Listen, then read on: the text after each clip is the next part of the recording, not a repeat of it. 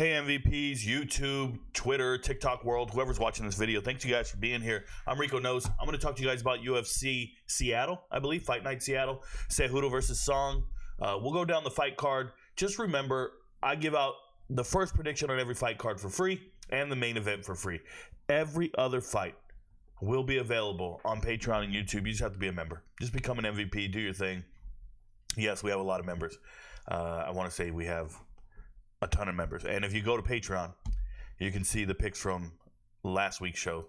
Yeah, we're currently rocking right now. Locks this year are at 75%. Leans are at 65%. Value bets, picking an underdog, we're at 47%. It's pretty awesome considering the odds of most UFC cards. Went 4-0 on locks last week, 5-4 on parlays. It's been about 3 fight cards we've been just absolutely dominating. If I can show you guys here, just real quick, nothing special. Las Vegas 102, dominating, hit most of our parlays, got the main event right. We've gotten 4 out of 5 main events right. That's 80% for those of you keeping track. Dominated this card as well, undefeated on locks, figuring it out. Got 7 of 9 parlays correct. Shout out to the MVPs. And then obviously when we started going on our run. Now we had 2 very bad cards to start the year. Been dominating for the last 4 weeks, so let's make it a month here. Let's get this card on and popping. Remember, I don't show you the whole card filled out with all the information unless you're an MVP. Shout out to Patreon and all of our MVPs over there. You guys make my life worth living. First thing I want to talk about on this card, it's UFC Seattle. It's fight night. I am under the weather. If you're watching this, some of you guys want to get through this really fast, put it at 1.5 playback speed, okay? Put it at not too fast, but fast enough. All right. Next thing I want to talk about is all the fights that have been canceled. You see them here. Canceled and fizzled bouts. This is really important if you're trying to understand or figure out if somebody's a last-minute replacement, if there's an injury concern, if somebody withdrew, what happened.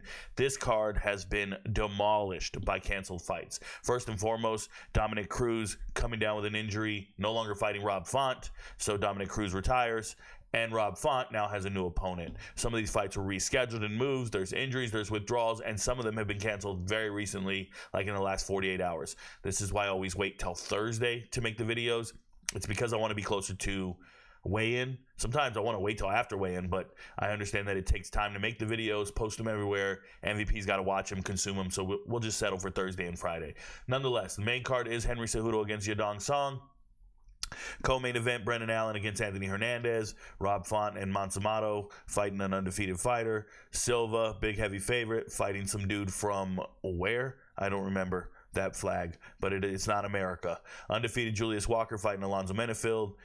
I thought they were the same flag for a second here. The Hulk fighting Ibo. We'll see what happens there. And then Andre Touchy Philly against some hyperpigmentation. Ha ha ha. I got that brain rot in. Y'all don't know what I'm talking about? My bad, dude. Shout out to my kids. They do it for the huzz. Nonetheless, we're going to be talking about this fight right here. Modestas Bukauskas versus Rafael Cerqueira.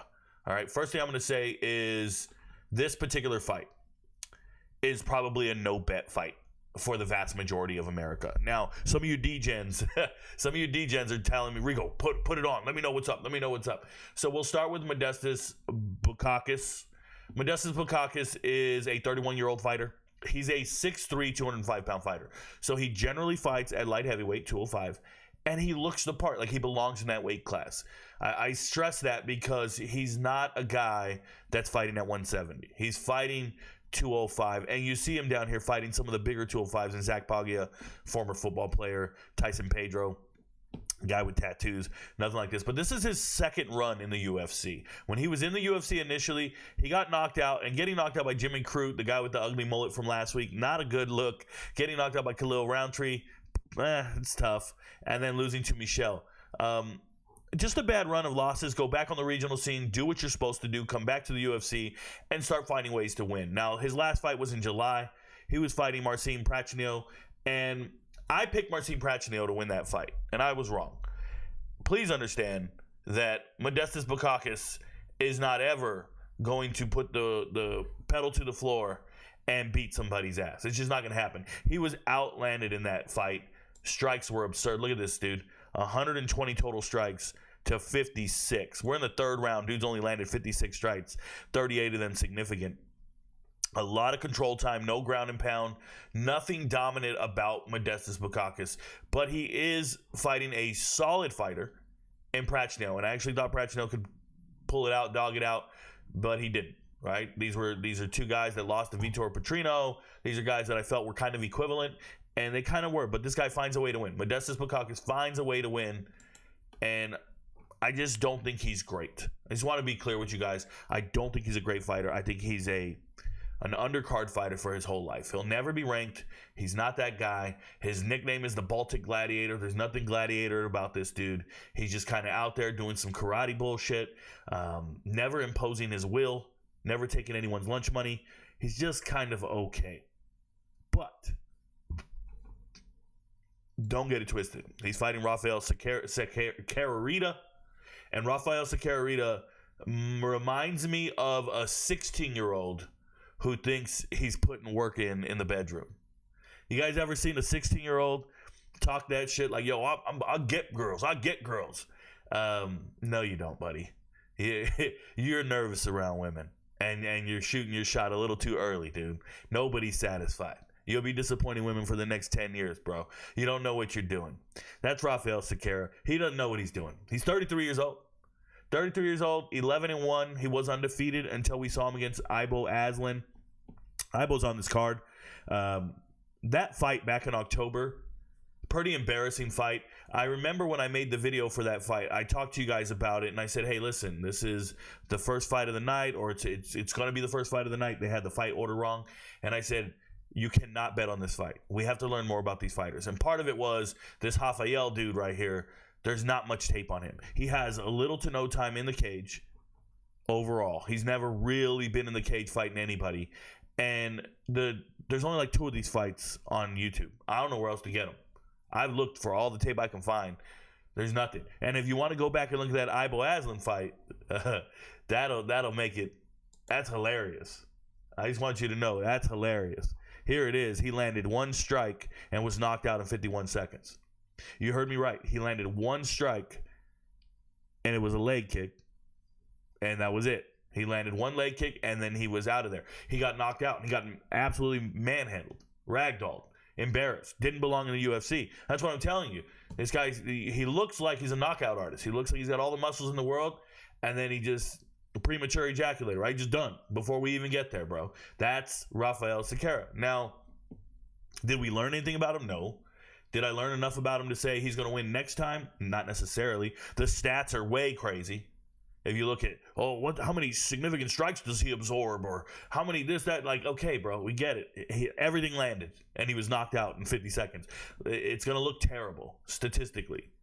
But looking at his resume and what he's done, look at all these tabs I have open up top, bro. Let me show you guys something. Let's keep track. These are all his opponents he's fought in his life. Every opponent he knocked out and he fought in Brazil. You guys ready for this? Let's look at their record. We got a guy 0-1 at 205, by the way. Okay, 0-1. Then he fought at 185. And that's why I think he's a little undersized and doesn't quite have the muscle mass of 205ers. So, because he fights at 185 sometimes. Even 170 sometimes. So he fought a 185 guy, and he was 0-1. So that's 0-2, 0-3, 0-5, and now we have a 9-7 guy. So now your opponents are 9-12. But it's because one guy's 9-7, and he's 40 years old. You fought a 40-year-old 9-7 fighter who's been knocked out more times than he's knocked anyone out. So that's absurd. Okay? And the man's 6'3", he's fighting a 5'9", 205 fighter. Okay, let's keep going, though. Let's leave the 9-7 out. We're 0-5 right now. 0-8. Dude's been knocked out every single time. 0-12. 14. 16. 18. 19. 0-19. So, all these guys are 0-19 collectively. One guy is 9-7. That's it. That's crazy. You've never fought anyone who's ever won a fight. And the guys that won a fight, one guy was 9-7, 40 years old, and then the other guy's Ibo Aslan, who put you to sleep. That's crazy, dude. He's fought nobody. He's a can crusher. You can't believe in him. So now, let's go look at these odds. The odds are... Oh, I don't even have the sportsbook up. I apologize. I should have the sportsbook up. Let's pull that up. That's on me. Sorry. I'm not going to re-record the whole video. Let's go to prelims. And they don't even have them up here on the sportsbook for you to bet yet. But if you go to ESPN Fight Center, they have him right here. So they say minus 280 for Modestas Bukauskas, and I think it's over 300 right now, and a plus 230 for Rafael. Listen to me very carefully. Modestas Bukauskas has never been a minus 300 fighter against anyone in this world. No one. And we're talking about, if you guys don't know, Zach Paga is not a good fighter. He should knock him out. He has no chin, and going to a decision with him is terrible, okay? The fact that he submitted Pratchett with the triangle from the top right, an arm triangle, that's fine and everything, but this guy is not a minus 300 fighter at all. Is he going to beat Rafael Cerqueira? I would imagine so.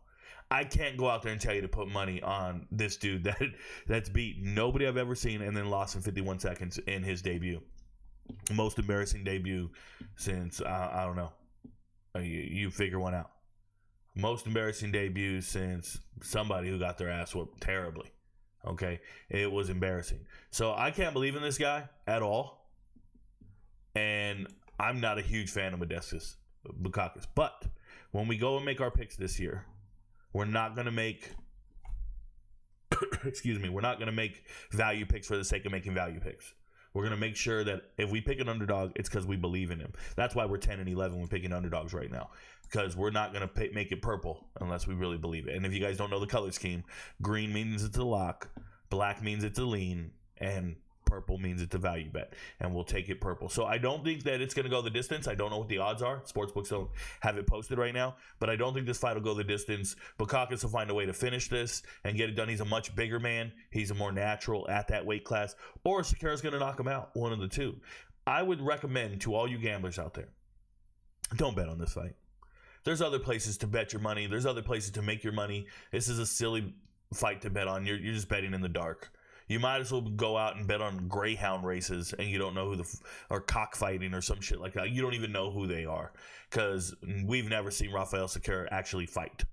We saw him get knocked out in 51 seconds, but never seen him fight. Now, he's fighting a guy who earned his way back into the UFC. You know how hard it is to earn your way back into the UFC? It's very difficult, and he's managed to beat other UFC caliber fighters. I've never seen anything of the sort from Rafael Cerqueira. So if he's knocking people out in the gym, which is why he's here. Now, apparently he trains with other UFC fighters, and they're vouching for him, and they're saying he belongs in the UFC. If he's knocking people out in the gym, well, then so be it. But I feel like at a minus 280, it's not a unit bet at all. It's one of those bets where you put 20 on it and you get back whatever you're getting. I don't know what you're getting back with that. You're making $7 or something crazy. You know what I mean? Like, it is what it is. So if you want to make about $7 on a $20 bet, then do it. If you want to make however much money you're going to make on your 1 unit bet, then do it. But it's not a lock. It's a lean. By the way, my leans are 65% accurate. I've been getting them right. So I probably get this one right. Your friends don't know, but Rico knows. Make sure you become an MVP and watch all the other videos. Peace.